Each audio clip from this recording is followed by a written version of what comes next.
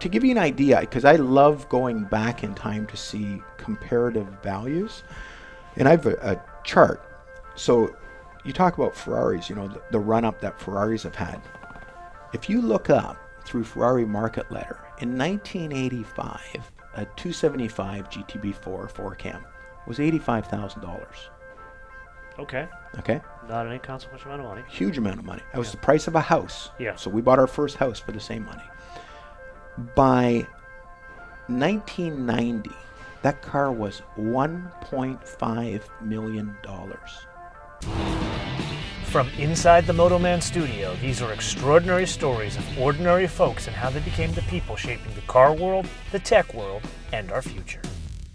So back in the day, we all knew that kid, or perhaps it was you, the one with a bucket of bolts in the driveway, that through the process of trying to restore it, made a lot of noise, pissed off the neighbors, or perhaps even damaged their parents' home. Well, most of them, they grew up, they got good jobs, and if the passion was really strong within them, the cars, it became a hobby. But what happens if they didn't give it up? Well, that's what we find out today with my guest, Peter Klutt, who over the past many years has become sort of the de facto mayor of the classic car hobby, and not only has had one hell of a journey in the process, but he is one of the key people shaping the future of the hobby, as well as the valuations of things like these that move from metal and leather and rubber and wood into rolling works of art. My first car memory, really. Yeah. So I'm going with him to look at the car, and it was at a trucking depot or something. And he says, he says to the guy buying it, and he's a young punk kid, and I'm, just a kid. And he says to the guy, I'm real serious about buying it. I want to take it for a test drive. Yeah. And the guy says, no, you can't. I'm not going to let you take it for a test drive. So my brother really did want to buy the car. Mm-hmm. So he said, I don't want to buy the car without driving it. Of course. So we went back that night, my brother, me, and one of my best friends to this day, and he's my age. And he saw the truck driver put the battery into that side compartment of a tractor truck that he drove, and the keys were in there. Yeah. So we went back, we put the battery out of the guy's truck, put it into the car, took it for a test drive around the block. An unauthorized test An drive. unauthorized test Yes. drive, put the battery back, put the keys back, and he bought the car. And that was one of the first cars I worked on. You know how you say, there's that Y in the road? Yeah. How wrong could it have gone? You could have been in jail. Canadians are supposed to be nice, not car thieves. So, it was one of those things, and I was, I don't know, 13 or 14 years old. Yeah. He was driving the car. I was kind of the lookout. And In the U.S., what we do is we just tell the guy to screw off and we'll find another one. So, maybe that's where I learned persistence, which has been another great attribute. Okay, so 15 years old. Actually, before we even move on from 15, Yep. was your dad, your mom, were they into cars? No, my dad was a welder. He was a trailer mechanic, and he just passed away. He was almost 96 sorry years to old. hear that. No, you know what? You live to 96, great life, and there's nothing. It's sad, but Yeah. there's nothing tragic about it at Yeah. 96. So he was a welder. He had some equipment at home. Had a compressor and a welder, and taught me how to weld as a kid. So the first car I really bought was another Mustang. It was a 71 Mach 1, and I was 15 years old. And Okay, wait a minute. I'm starting to get angry. What? Your first car was a 71 yeah, but Mach you got to 1? remember, this is in 63. I'm a 15-year-old kid at 78. So it is a 7-year-old car that was wrapped around a telephone pole. So it wasn't a whole car. It was a whole car, but I mean, it had sideswiped the telephone. The quarter was caved in, Yeah. It was a beat-up car. Yeah. $200. That's not even a lot of money back in No. 78. So Because a new Chevy back then was $6-7 grand. yeah, Just for level setting yeah, expectations. it was a $200 car. We bought the car. He taught me how to weld. He taught me how to do body work. He wasn't there the weekend I painted it, and I painted it in the driveway. I thought it started out as a calm In the driveway. Sunday morning. I hosed down the driveway. Okay, we have a compressor. We had a spray gun, and I'm mixing the paint. And it was calm at 7 a.m. Yeah. And I hosed down the driveway. I thought it was smart. I wouldn't get any overspray because I hosed it all down. Wouldn't get any dust. Well, by the time I'm getting around the car, the wind's picking up, and bottom line is I ended up painting the driveway, the neighbor's driveway. The overspray was on the garage door, the bricks, the neighbor's garage door. And I ended up having to blacktop both driveways, paint both garage doors for my dad and the neighbor. And it was, by the time it was all said and done, I had about $700 in it. And, Including home improvement. Including home improvements, without time. And I sold it for $2,200. So your first car was a harbinger of things to come. Yeah, and I actually sold that car before I got my license. Yeah. So, and I thought at the time, wow, this is way better than delivering newspapers. So that summer, the next door, 2 doors down, the guy had a little Datsun 510. And he said, hey, saw you painted the car. I'm going away for the summer. Could you fix my Datsun 510? And I thought, oh, this is great. And so I did the same thing. He was gone for the summer. He gave me the keys, gave me a couple bucks. I restored or fixed the 510. Well, so these jobs came to you organically. Like I saw you did the 510, and then I saw you did the one after that. So people just, your reputation kind of preceded you at that point. Well, I was cheap. That's what preceded me. I'm a 15-year-old kid working for nothing. So not valuing your time was your secret in business. That was the secret early on business. I remember going to the body shop because I really wanted to do body work. Yeah. And the guy on Weston Road, and I remember going after I got my license and saying, I want to work for you for nothing. And the guy wouldn't hire me. For nothing? For nothing. The guy would. Okay. I just wanted to learn the trade. Well, there is a saying: you can buy a pizza so cheap that nobody wants to eat it. Yeah. So you were that pizza. I was the pizza. I bought a '68 Shelby. I bought a '69 Shelby, and now always. So in the late '70s, I gotta believe a '68 Shelby's not cheap. So it's fairly inexpensive. Okay. But wasn't that like buying an M3 today? Well, it's like buying a 10-year-old M3 it's like buying the E36 that I have my chump car built out of. That's what it was. I borrowed the money from my dad, and my dad, he was, and I thought, cheap frickin' guy. Yeah. He charged me interest every time. Wow, so he taught you a lesson. He absolutely taught me the value of money. He would never loan me money without charging interest. And did he put it on paper? And quite frankly, he didn't have my dad when he retired. Yeah. Okay, I was working at Dominion. I was making more an hour as a grocery store shelf stocker than he was making as a welder. Okay, he was making $10 an hour. I remember looking at the hourly rate. I was making more part-time hourly than he was as a welder on trailers. Because he wasn't selling his time the right way. Well, he was an immigrant. He, couldn't From speak the where? language. Germany. Oh. Yeah. Sprechen Sie Deutsch? Yeah, kleines bisschen. Sehr gut. He would charge me the going rate, too. There was no deal. No dad discount. No dad. But he really couldn't afford it. I mean, literally, when we were kids and when we moved into Etobicoke, we were downtown. When I was a real little kid, we were downtown. We had 11 roomers in the house. We had no dough. 11 roomers in our home. But the hustle was hard with your dad. Yeah. So he's out there working, but he also rented out the house. Yeah, and my mom did a lot of the she came from a business background. Like her dad had a business. Yeah.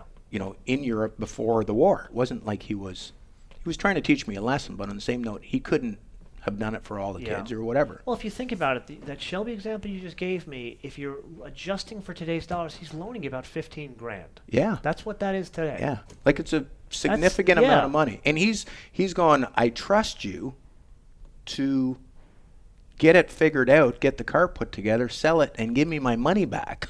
But he must have seen this track record you already had at that point before you went to the $2,500 Shelby. Yeah. So he saw some success in you. Yep. And were you pocketing money along the way? Sure. Were you making money on this? Well, I wanted to drag race or street race like every kid. So I buy this Boss 302. I rebuilt it in the basement, but we put a tunnel ram on it, two 660 carburetors, stupid compressor. I was running a 5, 6, 7 gear on the street.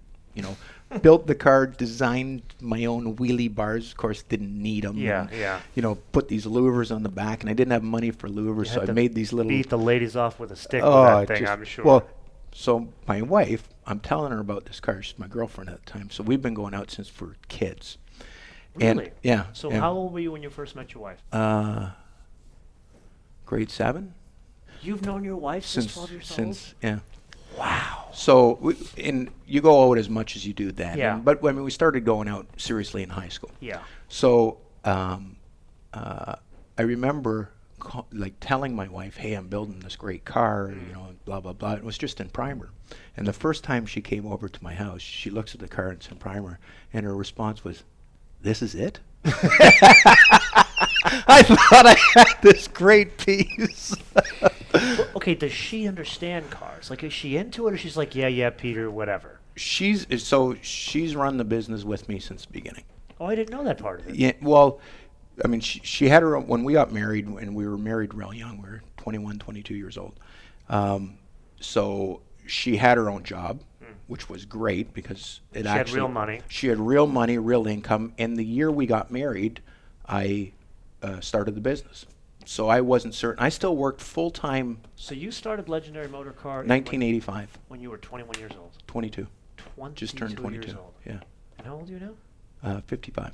33 years now. Congratulations, sir. That is incredible. Yeah. So was there a detour at all for university, anything like that? Yeah. I got a degree in management economics. And I remember talking to her dad and saying, I'm saying to him, "Hey, we're going to get married." And he said, "Oh, what are you going to do for money?" Yeah. I'm going to fix old cars. I'm sure he loved this idea. Well, her mom tried talking her out of marrying me the day before that we got married. What? What the hell did your mother say? She, what is he going to do? And I mean, the first day I showed up, I had hair down to here. I've got this Mustang with 2 carburetors sticking through the hood. We're going street racing. It's got a 6-point roll cage in it. My dad was the opposite. So I actually paid, and again, they didn't have money. So I paid for my own university. Okay. And my dad didn't want me to go. He thought it was a waste of time. He go get a trade. That's interesting. Yeah, work with your hands. So he came up in the old world, learned a trade. He didn't see the value of it because of what? Because of the money, opportunity cost? Well, it could have been he couldn't afford to do it for us. Yeah. And there's 4 kids, so I mean, multiply it by 4, you just can't do it. In today's world, I kind of agree with that philosophy where, maybe back then if you were going to be an accountant or a lawyer or a doctor or a dentist like Paccioni, you got to go to school. Yeah. And today, I mean, I think it's almost gone too far where people go to school for stupid things. I completely agree with you on this. Huge debt. Huge debt. There is a major debt crisis for university. I am very involved with my alumni group from my school, Arizona State Sun Devil. Yeah. The president of the university gets very angry with me because when we do these events locally in Southern California, I am very upfront with the parents and the kids and get them to understand what the debt they're taking, how long it will take them to pay it off. It's ridiculous. We're talking $100,000 to $200,000 on average at this point. Yep. You're not out of that till you're 40, 45, if at all. And you haven't made the money for those 4 or 5 years. I agree. Yeah. You've lost opportunity. It puts everything farther out in your life, like getting married, buying a house, saving money for kids, everything. School, whatever. It just changes everything. And so I find this interesting because all the guests on the show, and a lot of them you know Ralph. Sure. Their parents were the exact opposite. They were immigrants as well. Yep. Ralph's parents from Haiti. Yep. And they were like, there is no option. Yeah, You're going to school, whether they can afford it or not. Right. So I find your dad's education system, which clearly has worked, it's an alternative, but it clearly has worked. In some ways, I wish I had not gone to university because it would have given me a head start for what I ended up doing anyway. Now, you have two sons. Yeah. Did they go to university? One did and one didn't. And did you pressure them at all? No. And a matter of fact, almost the opposite, where I said, hey, it's great if you want to go. It's great if you have something you want to do, and it's great if you're not sure what you want to do. Gary, my older one, went to Guelph and loves doing real estate and developing and that sort of stuff. And then Ryan was going at the automotive Georgian automotive program, and he came home after 6 months and said, "Dad, I'm wasting your money. I'm wasting my time. I know what I want to do. I love old cars, and I want to get going." And my question to him, and he put together a whole proposal. Bill Gates didn't go to university. All these guys didn't go. And the whole, he had it planned out. Yeah. And my comment, my wife, same thing, and said, can you still get next semester's tuition? He says, if I go back today, I can get it back. So I said, and you did. Yeah.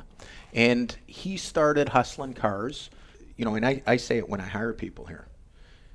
If you're somewhat smart, you're passionate, and you work hard, it's going to work. Yeah. Yeah. I totally agree. And that's what I'm looking for. And some of the guys we hire, I don't know exactly where they're going to fit right away. But if I see they're smart and I see they got passion and they're willing to work hard, I'll take them. So anyway, Rob Myers. Of course, Rob. Okay. Another Canadian just down the road. Down the road. Yeah. And has built a fabulous empire. Amazing. Into RM Sotheby's. But still drinks cheap beer. That's what I love about him. Yeah. So I call up Rob. Yeah. I mean, he named his kid Shelby. He was the Shelby King back then. Yeah. I called up Rob, and I didn't know who Rob was, and I said, I got this 69 Shelby, blah, blah, blah. This is what it's like. And so anyway, he said, well, take it to these guys in Etobicoke that are car guys, because he's 3 hours down the road. Yeah. And it was Rick and Ainsley, and I took it up there, and they said, yeah, it's exactly what the kid says it is, blah, blah, blah. So I drove it out to Rob's place, and I saw Rob's place in Chatham. And at that point, he had just built a 10-car showroom. Oh, so he was established at that point. He was established. Oh, yeah. It was kind of the aha moment where I go, I'm going to go into the collector. This guy's making a living doing it. Yeah. I can do that. But he's restoring. He's restoring and buying and selling. Okay. So he's buying. He just built a 10-car showroom. And he wasn't doing the auctions at that point. That no, was still not at Rick all. Cole back in those days. Yeah, exactly. So he's a restoration guy, sales guy. And we became good friends and hung out that first year a bunch. And drinking cheap beer. Yep. And favorite kind. Yep.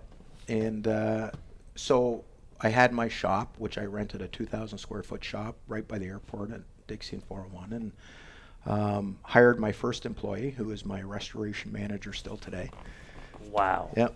And Chris has been with me 33 years. That's incredible. Yeah. And, started buying and selling cars. In that first year in business in 1985, I think I bought and sold 60 cars. And Chris was doing the work. And where's the money coming from? You're doing, what is this, your 7-8 years of buying and selling cars. Did you have enough cash? So the first car I bought was the day after Christmas in Nova Scotia. And he has a 65 Shelby listed for sale. Again with the Fords and the Shelbys. Yep. So it's $18,000. Yeah.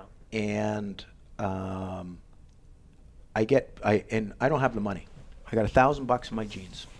Okay. And my wife goes, "What are you doing?" I said, grand. "It's 18 grand." It was That's a real ton money. of dough. I mean, we bought our first house for $84,000. It was a quarter of a house. So I come home and go, "Hey, great news! I got the car bought." My wife, "We got no money." So I went to 3 banks, got turned down by the banks, and then it was my brother, the one who had the Mach 1, his wife at the time, I guess, her dad had a small business. He was tight with the bank manager, I think at a bank in Nova Scotia. He introduced me to the bank manager. I got my father-in-law to co-sign the loan.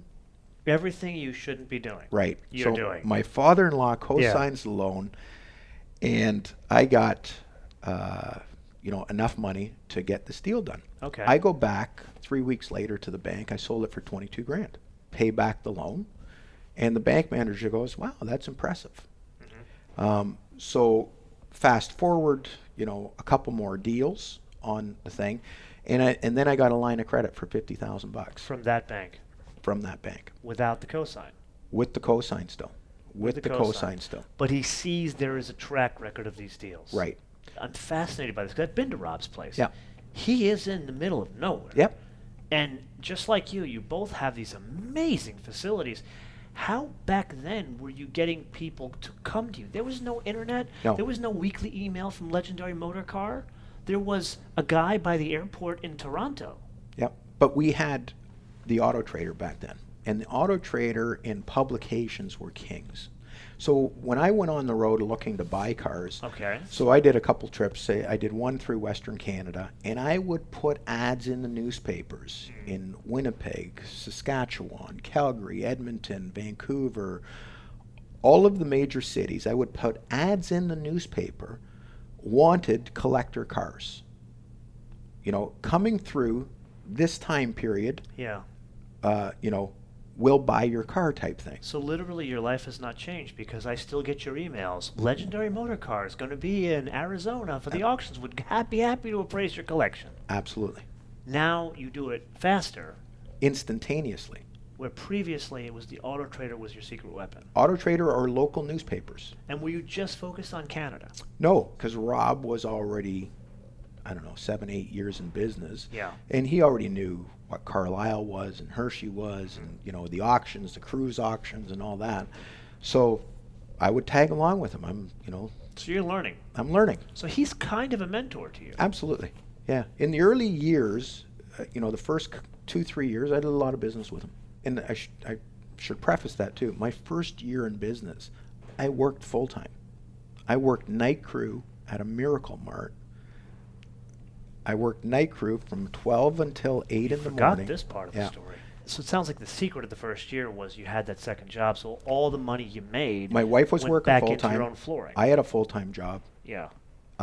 We were, and then I was doing the car thing, and the real estate and the cars went ballistic between 85 and 90. And I always say a lot of people's success, at least my success, is just shit luck. Being in the right place at the right time, where you're born, who you meet. Deals like, meeting Myers, who ends up being one of the biggest guys in the world. Yeah. When he's not, meeting Rick and Ainsley. But I would argue it's also meeting Vicky. I mean, Oh, she's 100%. She's been a partner in Yeah. this thing from day one. Because Yeah. how many, I don't know about you, but a lot of my friends, if they tried to pull what you're pulling today with their wives, they'd be like, there is no way I'm going to have a guy hawking used cars. Yeah. You're going to get a real job, and we're going to put money away and buy a house, whatever the hell I say. It doesn't, that doesn't happen as much. She's, and you're right. She's a partner, not just Yeah, your wife. She's 100%. a real partner. Yeah. Let's understand this correctly here. So your cars, and you mentioned real estate. Where does real estate fit into this whole thing? Well, so we bought our first house. Yeah. And the real estate market is idiot-proof between 85 and 90. Yes, it was. Okay. And so is the car. So at the end of that cycle, and that was really the first run-up in collector cars. To give you an idea, because I love going back in time to see comparative values, and I have a chart. So you talk about Ferraris, the run-up that Ferraris have had. If you look up through Ferrari Market Letter, in 1985, a 275 GTB4 4-cam was $85,000. Okay. Okay? Not an inconsequential amount of money. Huge amount of money. That was the price of a house. Yeah. So we bought our first house for the same money. By 1990, that car was $1.5 million. You didn't have that appreciation today. No. Yeah, percentage-wise. So getting into the business in 1985 to 1990, it was idiot-proof. So, but what about real estate? You said Same thing. So Okay. we bought our house. We sold our house in 1990, and we made a ton of capital gains, tax-free money Yeah. on that house. And that allowed us to buy our house out here and build the shop. Okay. Like, buy the house, and then we borrowed the money for the shop. But bottom line is, it was just a timing thing where we hit both markets sort of from a bottom Right at the right time. right to the top. So now let's see the bad side of this. What happened in '91 when the market fell out of both? Well, here's where shit luck comes in again. Oh, I can't wait to hear this. Okay. So because I'm funding, we sold our house, we bought the other property, but I got to fund the building. Of course. So I'm trying to sell off all my cars in 90 when we move. So I'm selling off everything. I'm the general contractor. Here's the other part of the story. I wanted to be an architect. I didn't get into architecture school. Okay. So I ended up going for economics. And best thing that ever happened. But I always loved building and real estate and stuff. And so I'm the general on this job. I'm kind of designing the building and doing all the stuff and loving it. But I had sold off all the cars to fund this building. At exactly the right time. 1990. Couldn't have picked a better time. Couldn't have picked a better time. I sold virtually all the cars to build the building. The market goes for dump. The real estate market went for dump too, but it didn't matter. I wasn't selling. Yeah. You know, and then I slowly I go, holy crap, the market's collapsing. I mean, that 4Cam went from $1.5 million to $300,000 in a matter of 2-3 years. Literally. Yeah. Literally. So the market's collapsing, so we're kind of tiptoeing through that, and it was just dumb luck. 91 happens. Now you've liquidated your entire inventory. You own this building. You're building this building for this amazing 12,000 square foot shop around the corner from here. Yep. What are you doing now from 91 forward? So in part of the thing too that the restoration always did, and at this point we have a bunch. I forget what we had, 4 or 5 guys working doing restoration. So the restoration was always steady cash flow. That was the one thing that restoration gave me. We would bill every month, and that cash flow could service the debt. If I didn't sell the car, I wasn't hung out because I had other cash flow to service the debt. So you weren't desperate when someone offered you low money on a car. You're like, you know what, I'll wait till next month. Yeah. So by 92, the carnage is over. I mean, it's back down, but it's steady. And once it gets steady, it's a good thing too.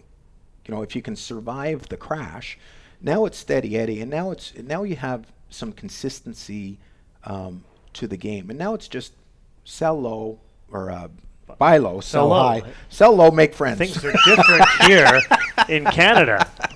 Wow. So it was buy low, sell high. Yeah. You want to sell this low? I'll buy this from you low. $100,000 right now. So tell me, what was your biggest loss? Do you care to share? It's in the hundreds of thousands of dollars. Really? Yeah. On what car? I don't want to say. You don't want to say. Okay. I'll leave it at that. And I had another car that the market had come down on. Yeah. And I kept that car as a reminder. Okay. I kept that car. One, I was stubborn. Yeah. And I didn't want to sell it. Germans are never stubborn, are they? Never. So I was stubborn in the fact that, I just didn't want to take the pill or realize the pill. Yeah. And so you still wanted the blue pill. Yeah. So I ended up having that car as a reminder for a number of years. And then finally I said, I'm an idiot. Just sell it, turn it, and start making it. And I took the hit. Downstairs, you got a GT2 RS down there? A GT3 RS. GT3 RS. Yeah. How do you know? Because that's a very fine line on those things. How do you know when you need to get out? There is no crystal ball. You can try to take educated guesses. Yeah. And I love looking at, for the newer cars, it's tougher, but for the older cars, you can kind of see when there is historically a big discrepancy. Yeah. So prime example again was the next run up you had, say, between 2000 and 07. And muscle cars went ballistic. Ridiculous. I remember a Greg Hemi Jackson Cuda made his name on those things. But a Hemi Cuda convertible. Got one right back there? Yep. Yeah, beautiful. So a twin car to that, an orange car, sold at one of Rob's sales in Michigan, and then got sold a few years later, and I think it got bought at Rob's sale for $200,000 for a convertible. Yeah. And by 07, that car sold at Barrett Jackson for $2 million. That's $200,000. Wait a minute, I was there when that car sold. The orange car. I was there when the orange car sold, and I was like, Santa Maria Madre de Dios. Yeah. $2 million for a Plymouth. So, and what happened at that point, So we had a 71 Hemi hardtop stick, great car, great colors, 10,000 miles, great history. And we sold that car for, I forget the exact number, but 800 grand. Big number for a hardtop. Did you sit in your office one day and say, 800 grand for a Mopar? I don't make the market. I just look at it and But is there try and ever a assess it. time you just say to yourself, this is nuts? Yes. Yeah. But we'll come back to that, because the interesting thing with that is once it stops being Nothing shocks once there's no more intrinsic value left in it. Yeah. You know, the cost of the tires and metal and this and that. Yeah. Once that goes out of it, there is no limit. It becomes art. There's no reason a painting should be $100 million. It's a canvas. Well, someone's willing to pay $100 million Right. for But it. my point is, you know, with a lot of things, you can say that building costs $1 million to build. You get it. I understand. All right. But with art, it doesn't matter. The only thing that matters is the value someone else puts on it. And cars got to that point where it didn't matter what the car was. It was the value people were putting on it, just like art. Were you able to see which cars and why they went that way? So I wasn't able to see where and why, but what I was able to see is, let's take that Hemi Cuda. So I just sell that car. I got 800 grand, you know, to buy something. I bought two 275 GTB 4 cams for $1.3 million. What year was this? Same year. Same couple months. And at that point in 07, I'm going, this is retarded, because in 1990, a 4 cam was $1.5 million. That Hemi hardtop was 100 grand. The spread was retarded. Today, the Hemi hardtop was worth more than the 4 cam. Yeah. We sold all our muscle. Kind of like you look at the financial markets today, or really the housing market today, as well as 10 years ago. The average income in most cities in the U.S., maybe even here in Toronto, couldn't support the average home. Right. And once you get to that point, that's like, to me, the predictor of you're going to have a crash. Yep. Is that what you're saying here? Well, it's not a predictor of a crash. Something is out of whack. So either the muscle car market is way overheated and it's got to come down. Yeah. Or the Ferrari market is way undervalued and it has to go up. But what's most likely going to happen is there's going to be a combination of both. It's not maybe looking at one market. It's you're looking at the macro level of all of the markets, and you're almost like a composer. Well, I think our biggest strength, you know, as a company, has been looking at never specializing in any one car. So when you came here, you think I'm a Chevy guy. The first time you came I thought here. you were a GM guy, Yeah. Okay. Yeah. I'm racing a Corvette. We got ZL1s and this Absolutely. and that. And I'm probably, hey, GMs are the car to own today. And I love like looking at the cars, learning about the cars. And when you kind of understand, you know, the longer I do this, the less I know. And that's the truth, because you realize the less you know about the cars, or the less you know about the industry? The less I know, the less I realize I know. Did you ever have the idea of, I want to be the guy that makes the VIG on both parts of the sale and get into the auction world? It was, you know, looking at someone like Rob's success, and all of those guys, Dana, Rob, Gooding, Craig, like all of those guys. Dave, great guy. Yeah. Dave Gooding is actually instrumental in starting my show. Yeah, and I love Dave, and I mean, my biggest auction sales came with Dave, you know, and does a great job, and knew Dave when he was working for Rob. Yes, he did work for Rob. Yeah. So, but bottom line is, all of those guys work extremely hard. I mean, they all work their asses off. They're all hustling 24/7. They're traveling a ton. And when the auction business is good, it's great. When it's, you know, not so good, it's a tough business. But any business is tough, and I would argue anybody that's successful in business has to hustle. I agree with that. I guess you know, we looked at it and said it was It was appealing. I don't know if you can do both. We were so entrenched in being a retailer that, you can't. I don't think you can have a storefront and be an auction business and do both well. So at what point did you go from $18,000 Shelbys to something priceless like this, where you're dealing with this kind of stuff? But you got to remember too, let's just pretend that you took that $18,000 Shelby. Yeah. And today a perfect 65 Shelby is $500,000. Okay. Same car. So you could have parked that same car just there for 30 years and had a huge gain. But at the risk of sounding a bit nouveau riche, shall we say? Yeah. $500,000 is not what that is. No. Like, one of the things I think that people have this perception of you as Peter Klutt is the quality of your cars are amazing. I mean, full stop. And now I've seen your shop now a couple of times. I see why. But there's also the cars you have are unusual. And granted, this is a great example. Half this room is a great example. Yeah. So at what point did you start to get into the stratosphere, and how? Well, part of the interesting thing there is, so my youngest son, Ryan, after he says I'm not going to school, takes to heart, hunting cars. And it was funny when he was a little kid. People would say to little kids, "What do you want to be?" And everybody, "Oh, fireman, policeman, of whatever." Course. And his response was a treasure hunter.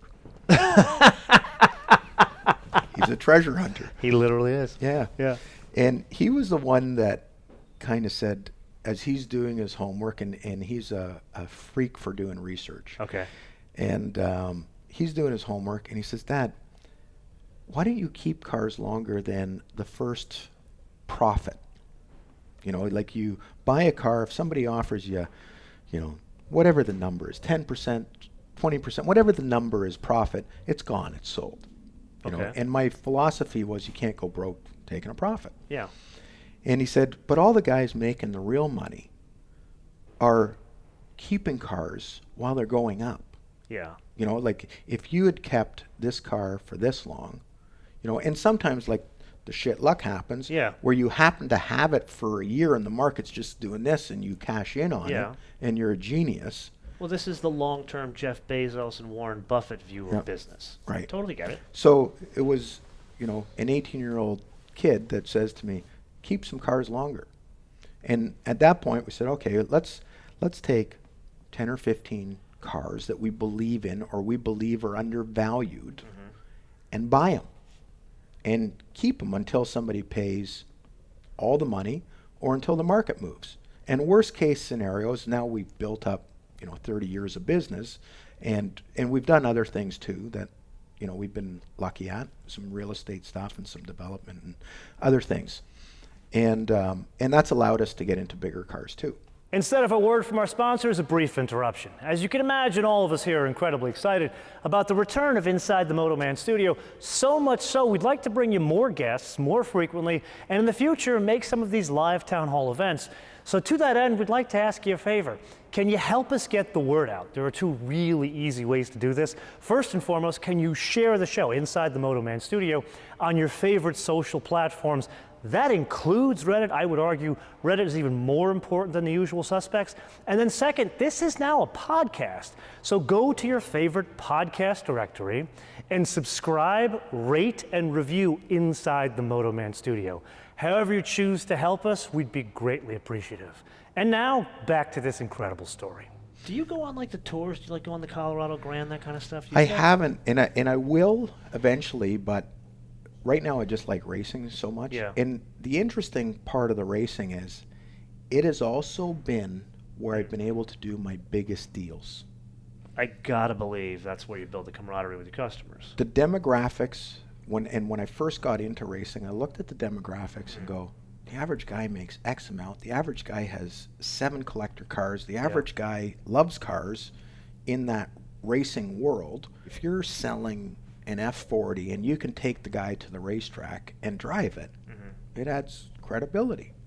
And and so I ended up doing a lot of my deals with racing customers. And if you look around here, most of those, not Good most portion of those are race a cars. good portion of those cars are race cars with great history.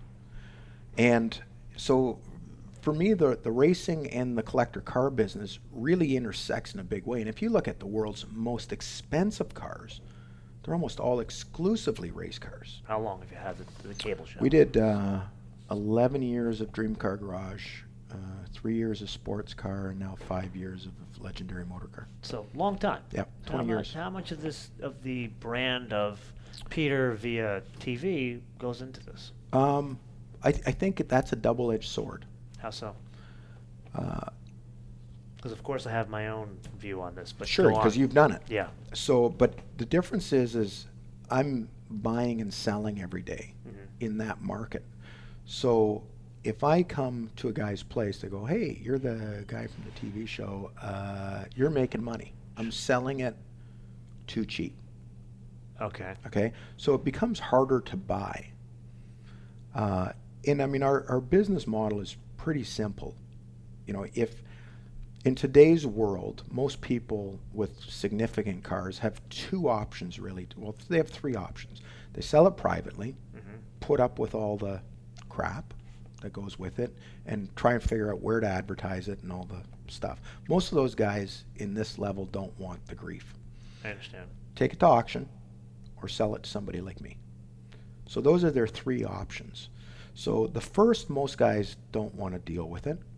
Second one is a good option, okay, but it's 10 and 10%.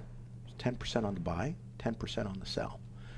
So if you look at that model for the auction and say, you know, buddy says, so I'm trying to buy your car, and let's say your car is a $100,000 car, and you say, I saw one sell at auction, whatever, and I saw it sell for $110,000. That's, you know, I saw it in Sports Car Market, and that's what it sold for. I go, great. Let's both agree that your car is worth 110 retail at the right day at the right auction. So we both agree on that. Then I said, but do you realize what the guy actually took home? And most of the guys, well, 110. Well, no. Okay, less 10%. No, it's less 20%, because its hammer price was 100. The buyer paid 110. The seller got 10% less than the 100, so he's at 90 grand. Plus he paid entry fee. Plus he shipped the car there. Plus he had the hotel expenses. Plus he had to sit with the car for 3 days, talk about the car, do whatever. Yeah. And he had the uncertainty, because a lot of the auctions too, depending at what level the price is, are no reserve. So how many people understand that? Because it's a logical argument. So my argument when I talk to these guys, when they say, well, I think it's worth this, and I say, I agree with you. At an auction, you're not going to get that retail. The auction company does produce, you know, 1,500, 2,000 real bidders in one location, and they spend millions marketing. Yeah. So you can't possibly get the same buyers they got. And does that work even for the star cars? Because I would think the auctions would have to negotiate for the star cars. And that can be very different deals. Okay. I agree 100%. Do you have better luck with star cars, worse luck with star cars? It really depends. And I mean, then it depends on the sale that day. Yeah. But the reality of the argument is that you want your check today with no grief for more than you're going to actually net. Yeah. Okay? Or you want to run the risk and take it to the sale. And Compelling. you know, once you kind of explain to the guy what he's going to get in his jeans at the end of it, and the risk he's going to take, and sometimes they win. Like, there's no doubt you can have two guys, you know, they had a couple too many beers, and you got lucky. And they ring the bell. Yeah. And in other days, nobody's there. And you bring the car home. And we're buying the car. Yeah. And there's a lot of cars over two buildings. 3 cars you will never sell that are sitting in here. Probably the flip-top Cobra. Which I've seen in pieces. I've seen yeah, it naked, we're just including doing the engine. Yeah, we're just doing the restoration on that. And that car is one of the most misunderstood cars on the planet. It's a Daytona coupe chassis with an all aluminum big block. It was a 390. It had 58 IDA Webers on it. Car was a 16, How do you even 1700 fit pound 58 Webers onto a car? Just what they were doing there, they wanted, so the Grand Sports had just been brought out by GM. Yeah. The Grand Sports were fast. Great car. Yeah. So Ken GM. Miles. Just wanna point that out. I know. Okay. Ken Miles Yeah. and Remington go, okay, this is our little pet project. Yeah. And the Daytona Coupes were just starting, so they built the exact same chassis. It's got, reinforced backbone and everything. And they put in this all aluminum 390 and build this kind of, looks like a sleek Cobra Roadster body, but it's also the prototype 427 car. So it's the prototype car, team car, house car, cheater car, to beat all other comers. So, it is the most tricked out Cobra on the planet. Second car of the three. My Corvette race car. Now, this is the one I wanted to get to. Tell me why this is important to you, this car. Does it Well, have pedigree? there's two Corvette race cars. So, getting back to the racing. So the first one I built, then I sold it so the kids could go-kart racing and spend time. And then once they do their deal, I go, okay, I'm building another Corvette to go racing. We build the second Corvette race car.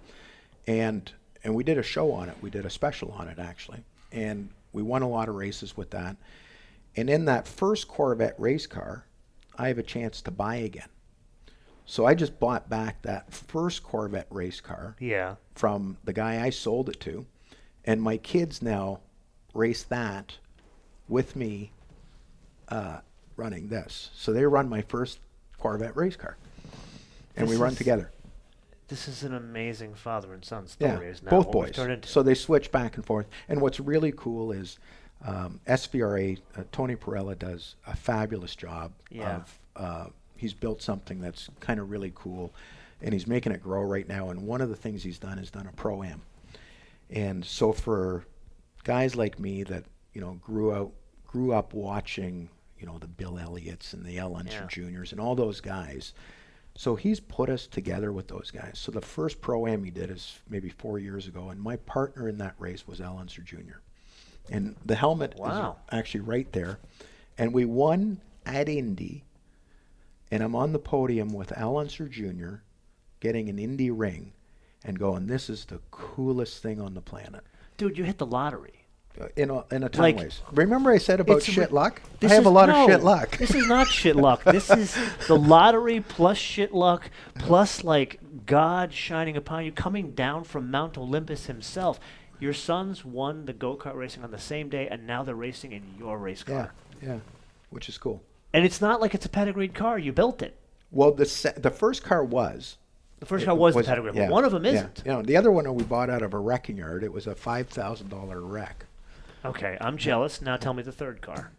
Well, so the two race cars that you'll never see. The two. So it's the flip top and the two Corvettes, or is there a third? Well, the probably the two Corvettes, just because the boys will run that. Yeah. So this will go first. This lovely GT40 will go first. Yeah. But you know what? Part of the thing is that it sounds kind of hokey, but we have a list of cars. Yeah. That we would like to own. Okay. And everybody says we're just caretakers, and it's true. Because we're not going to own them forever. But there's a list of cars that we would like to own, experience, drive, sometimes take to the track, and when the timing is right, sell them. And those cars are, there's a huge long list. And, I have to sell that eventually, but I won't sell that until I got the other one. Something else to get you excited. Yeah. So a new shiny thing or the new girl. Yeah. Yeah. Yeah. And this is a lot cheaper than the new girl. Especially at this point with all the real estate. Okay, so let's recap here. You've had this amazing journey, man. If someone were to look back in the late 70s and say Peter Klutt is going to become this guy, they would laugh at you. Mm-hmm. What are three things? Could be attributes, could be breaks, could be people, could be events in your life. What are the three things that got you to the point of being Peter Klutt, mayor of the classic car world today? One, I'm not mayor of it. Well, that's Bruce Meyer. Well, yeah, and there's so many great guys in this with way bigger collections than I No, have. but no, Yeah. I'm going to stop you right there. It's Yeah. not about the size of the collection. Bruce Meyer's a good example. He doesn't have the biggest collection in the world. No, but significant cars with great cars, great taste. I don't think it's that. I think I'm looking. The reason why I wanted to have you on the show is, yeah, it's always nice to get Paccioni jealous. Mhm. There's always that. But being dead serious, the reason why I wanted to have you show is because you've built this amazing business. And I Mhm. know this background of your real estate and this kind of stuff. But you're just a nice guy. Mm. That's the point here. You're a nice guy. And that comes through the minute someone meets you. Mhm. And that's unusual. Someone can have 50 and again, more cars than you. I disagree because You're not a nice guy? No. 90% of the people 98% of the people that you meet in cars, and I mean, most of my friends are car guys. Yeah. And Mine too. And plane guys. you meet yeah, exactly. Like 98% of the people that you meet with collector cars or racing or a combination of the two are great guys. I'm not saying that. Yeah. But not Nice many guys. of them have created a successful business around it. No. That's the difference. No. Yeah. So what are 3 things? 3 attributes, 3 people. Doesn't have to be, it could be a mixture, but what are the 3 things that led to the success of Peter Klutt? I would say number 1, my wife. Good answer, but the right answer. Yeah. And it's true where, if you don't have somebody that says, go for it. Yeah. I support you 100%. Win, lose, or draw, whether it's go racing, go buy that car when we have no dough. Yeah. We'll make it work. What are the other 2 things that led to the Peter Klutt success? Great people here. Great people in Canada, great No, people like at Legendary. so the people you've hired. So, yeah, and again, I mean, it's a fluke who you hire when you're a 22-year-old kid that needs a bodyman. But Chris... That is a fluke, okay. but not now it's a fluke. No, but a lot of those guys are still here. Yeah. So Dave, when I moved out to one street over here in 1990, he's a 14-year-old kid that comes by that wants to mop the floors. He's my sales manager. Amazing. Okay, so great people. Did you just have a hunch for them back in the day, or was it just His dad was into cars. His dad came around, and Did you have a choice of people back in the day, or was it like this is the only people that came and said, no, "I'll work with you, Peter"? it was people like, and even I look at like my engine builder. He's been Yeah. with me for 33 years, and the reason I, and he's older now. It was 2 brothers, and the one passed away a couple years ago in a sled accident. But the first car they did for me was a big block Ford, and they're terrible with air conditioning and smog. So they rebuilt the motor. I didn't have a mechanic at the time. They did the. You realize I would say Fords are terrible on a lot of things, but that's beside the point. So I said to him, I said, just make sure the manifolds don't leak because they're a bitch to fix. Sure enough, I get the car back. The manifolds leak. So these guys pull the motor, machine the manifold, put it back. They're nickel. I've used them ever since. Great people. So they stood up. They stood up. Stood up. Yep. And to this day, like the Yeah. thing is, if you have a problem, and I think that, that goes without saying, you should, if you have a problem, fix it. To make it right. And, as long as, those guys, and we'd always have this relationship where, I would say, hey, I missed the gear. I dropped the valve. Okay, they're fixing it. If we had a problem where it was their problem, they would look after it, type thing. So you said earlier you had 20 people working here? Yeah, roughly that. What percentage have been working here for more than, say, 15 years? Let me think of that. Got to do the math on this one, I know. At least 25%, maybe 30%. And then you've got guys that are 25 and 30 plus years. So you have amazing retention. Maybe more than that, but maybe. So you have your turn because it's a transient business, the body shop business, restoration business. So you have your turn there, and we lose most of our guys out of the industry.